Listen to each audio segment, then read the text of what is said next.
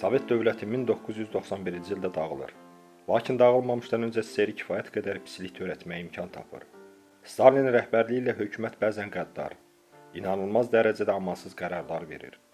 Əlbəttə, SSR bu qərarları mühafizəsinə gizlədirdi. Ancaq bugün SSR-nin bərk-bərk gizlətdiyi bir çox sirlərin üstü açılıb və açılmaqdadır. Onlardan bir neçəsini təqdim edirik.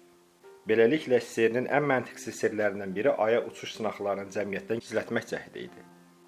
Sovet İttifaqı kosmosun tədqiqatı ilə bağlı bütün məsələlərdə Amerikanı qabaqlayırdı. Orbitdə ilk peyik, açıq kosmosda ilk heyvan, ilk insan.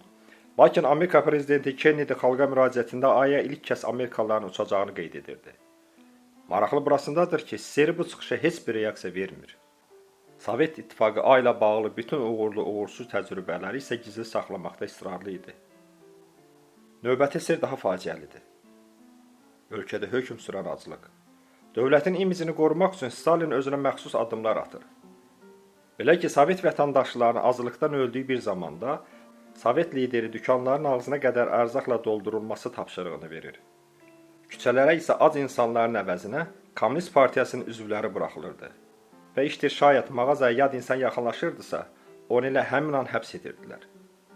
Bütün bu tədbirlər ölkəyə xarici qonaqlar, səfirlər, siyasətçilər təşrif buyurduqda görülürdü. Beləcə, Sovet hakimiyyəti burada aclığın olması barədə gəzən şayələrin yalan olmasını sübut etmək istəyirdi. Bu istəklərinə də nail olurdular. Xarici ölkələrdən səfirlər gəlirdi, tox işçiləri və ağzına qədər dolmuş mağazaları görür və vətənlərinə qayıtdıqda hökumətlərinə Sovet dövlətinə aclığın olması barədə gedən şayələrin həqiqətə uyğun olmadığını bildirirdilər. Siz düşünürsünüz ki, Çernobıl qəzası keçmiş SSR-də baş vermiş ən dəhşətli qəzadır? Ancaq yox, ondan çox-çox əvvəl, daha dəqiq desək, 1957-ci ildə daha böyük qəza baş verir. Qışdım qəzası zamanı 11 min insan evindən eşiyindən olur. 270 min insan radiasiyanın təsirinə məruz qalır. İlk dəfə bu faciə barədə 1960-cı illərdə xatırlayırlar. Onun nəticələri barədə təfərrüatlar isə artıq 21-ci əsrin əvvəllərində açılmağa başlayır. Kosmonavtın dəhşətli ölümü Stalin rejiminin növbəti sirlərindən biridir. Valentin Bondarenko 1961-ci ildə təcrübə zamanı həlak olur. İş burasındadır ki, üzünü etil spirti ilə islanmış salfetlə sildikdən sonra kosmonavt ehtiyatsız davranır və onu çay dəmlədiyi piltənin üstünə qoyur. 100% oksigenlə doldurulmuş kamerada kosmonavt bir an içində kibrit kimi alışır. Niyə təcrübəni izləyənlər kameranı dərhal açmırlar? Nə yalnız 3 dəqiqədən sonra bunu edirlər? Məlum deyil. Ancaq bu 3 dəqiqədə kosmonavt 3-cü dərəcəli yanıq xəsarəti alır. Kosmonavt 16 saatdan sonra isə vəfat edir. Onun son sözləri belə olur. Aman tanrım, necə də dözülməz ağrıdır. Bu ağrının getməsi üçün bir şey edin. Onun adını bir dəfə də olsa nekroloqda qeyd etmirlər.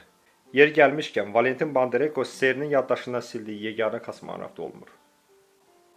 SSR-nin dəhşətli əməliyyatlarından biri də 1948-ci ildə Aral dənizinin adalarından birində Sovet alimlərinin bioloji silahla bağlı həyata keçirdikləri təcrübə olur. Bununla yanaşı, alimlər bir çox öldürücü xəstəlikləri düşmənə keçirmək üçün açıq havada bir sıra sxemlər hazırlayırlar. Beləliklə, bu təcrübələr zamanı 10 nəfər xəstəliyə tutulur.